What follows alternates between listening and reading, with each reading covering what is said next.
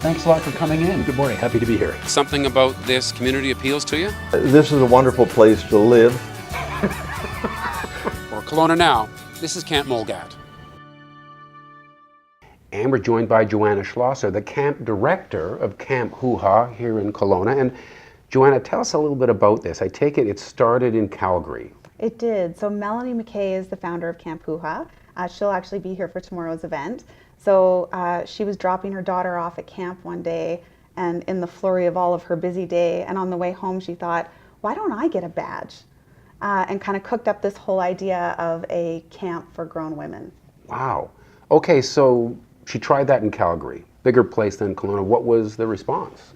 The response was huge, actually. So now the events are so popular, they do 2 nights in a row to accommodate almost 240 women every couple of months. So she then moved to North Battleford is the city where she's from, and then also Edmonton, and then I begged her to bring it to Kelowna. So this will be the second event that we're doing tomorrow. Okay, and it takes place at the Laurel Building. It does. So what happens at Camp Hoo-Ha? Yeah, so it's from 6:30 to 8:30, so not a huge time commitment. Women arrive, they get their 2 drink tickets, and they get to have dinner. So sit down and have dinner. Hang out with their friends that they came with or meet other women there. We have a craft, so you can get up and do the craft, and usually the craft has something to do with the presentation that's going to happen later. And then the back half of the event is a presentation, and that's really where you get to learn whatever the skill is we're going to do. So this time it will be cooking, last time it was bra fitting, and we're looking at things like money education, how to use a drill, gardening, how to Marie Kondo your house, that kind of thing. Okay, that list you just get, that doesn't all happen at one. Those will happen at different events. You focus on one particular skill each time. That's right. So this week's is about cooking. Now, are you sold out for this one, or? We still have a few tickets available. We'll probably be at about 80 people, so we have room at the Laurel for about 100. So we still have a few tickets left, but we have a good group coming.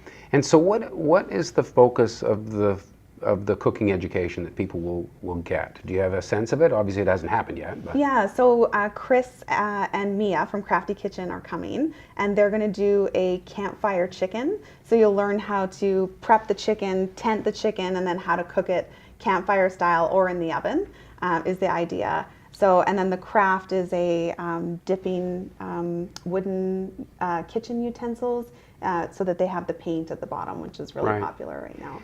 Just the name of it and what you've put out about it really suggests that the idea is to keep everything fun. Sure, you're learning, but the emphasis is having fun while learning. Definitely. I think that's why we serve the dinner and drinks first.